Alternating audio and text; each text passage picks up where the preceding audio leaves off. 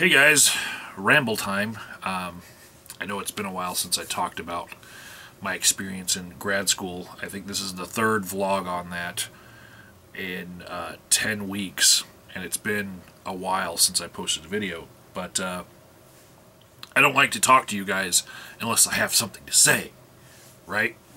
So what I wanted to illustrate today is the experience that I'm having coming from YouTube and experiencing all the discussions that we've had here, and then going into my field of study and seeing how they don't give a shit what YouTubers think or what discussions have been had on the internet. No. There is a focus that we're going to have here, right? And it is far from what you would expect if you had been alive in the past few years online.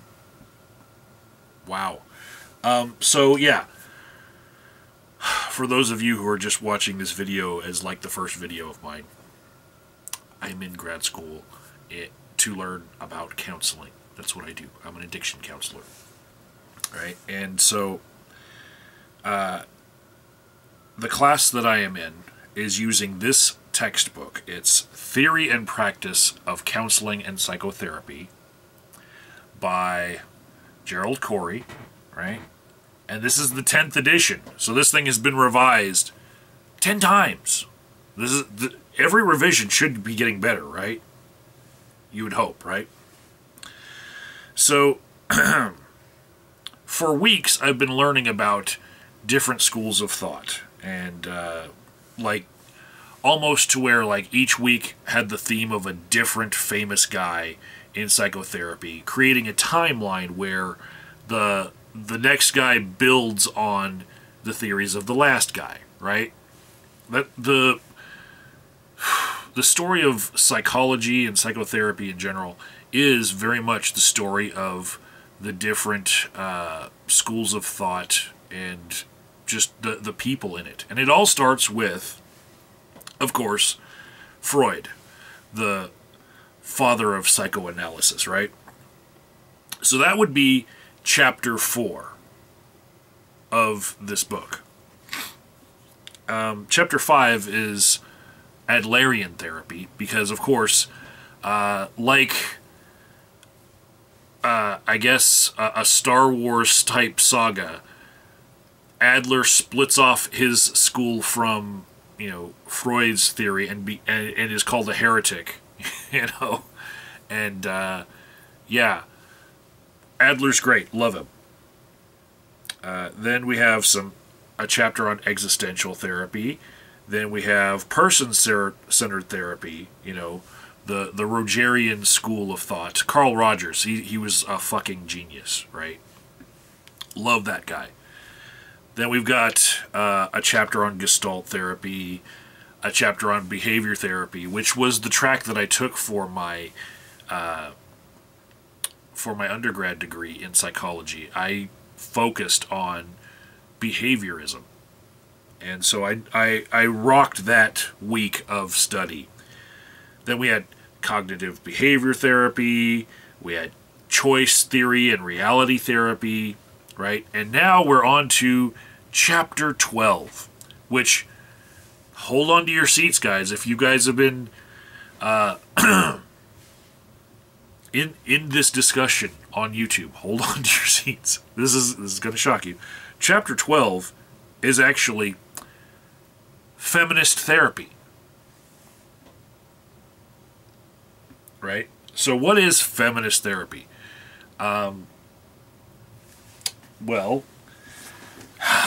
you guys are not believing me right now, so I'm gonna break out the big tablet and just show you that yes, it is chapter 12. Feminist therapy is basically taking the things that you would learn from feminism and applying them to your practice. Not necessarily that it is its own therapy, right? It's just a frame of mind to be in while you're practicing other therapies. And it's very intersectional in that it's called feminist therapy in the chapter heading, and it's about feminism, but you know they'll address things that are intersectional, like racism and just basically advocate for every minority. And one of the biggest things in this, as far as how you would go about treating somebody who was part of a minority oppressed group, I think that it just stands out when you're reading about the therapist's function and role and the techniques. You'll get to the role of diagnosis, right?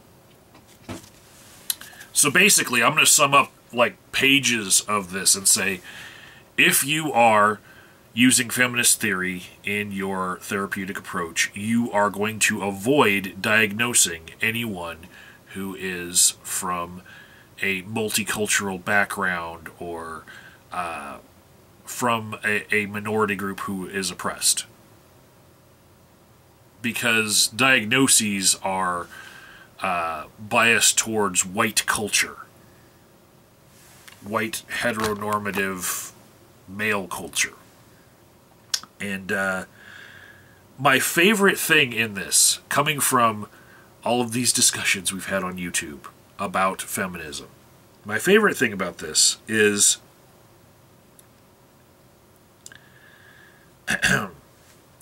this little blurb on social action in the techniques, right? And I'm just going to read it to you so that it will trigger a whole bunch of people on the internet, because you guys can't have anything to, like, you know, dice up and respond to unless I actually read this to you. It says, social action or social activism is an essential quality of feminist counseling. As clients become more grounded in their understanding of feminism, therapists may suggest that clients become involved in activities such as volunteering at a rape crisis center, lobbying lawmakers, or providing community education about gender issues. Participating in such activities can empower clients and help them see the link between their personal experiences and the socio-political context in which they live. Right? Goes on to say, participating in social action can increase self-esteem and a sense of personal power. So as a technique for therapy, trying to encourage your clients to get involved in activism. I know that there's probably a bunch of my viewers that are from the anti-social justice warrior cut, the shitlords, if you will. They are probably screaming right now, going, "What the fuck? You don't go to a therapist to get indoctrinated into activist roles. You don't want to go to them and then have them tell you, hey, join this club, and then go out there and scream on the street corners holding signs. That's bullshit." You know? And I get it, but they are continuing their school of thought without paying any attention to the detractors that exist in the world, especially on YouTube and in the YouTube comment section cesspool. And so I just felt that in all of my 10 weeks into this class, this was the point where I really felt like taking this moment as an aside to tell you guys what is actually happening in this field of study. They are continuing on without you. They don't want to hear that there are reasons why therapists shouldn't be trying to turn their clients into zombies for social justice. You know, social justice warrior generator therapists. Ah! So, in a discussion post in my class, in the electronic blackboard that we had. We have these conversations, and I was talking about how, regardless of all of the other things you might take from it, you would benefit in any therapeutic approach if you just took into account the context of somebody's environment, you know, socio-political or otherwise, you know, how much they've been oppressed in their life and what those things were that were oppressing them. Those are important things to consider when you are giving someone therapy, and you don't have to be all gung-ho about getting them to join groups that will empower them by attacking systematic oppression, you know. But you can just, as on the personal level, on the individual level, try to address those issues that they've dealt with. So, my instructor chimed in and said, yeah, it is a good thing that you can take into any therapeutic model, you know, just to be aware of these different types of oppression that people experience, you know. And then he gave us a link to a website for counselors for social justice, right? And I was like, oh my goodness. They have a YouTube channel, and they make YouTube videos,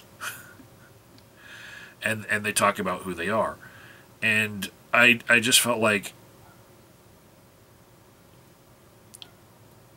in today's point in the conversation on YouTube, to think that counselors might be promoting their clients to get involved in social justice, it is something that would make a lot of YouTubers go, "Ree! Ree! Ree!" So I'm just going to leave a link in the description below to further trigger all my shitlord fans, and have fun with seeing how when people are promoting mental health, they are suggesting that people get involved in activism to better the lives of oppressed people. Talk to you guys later.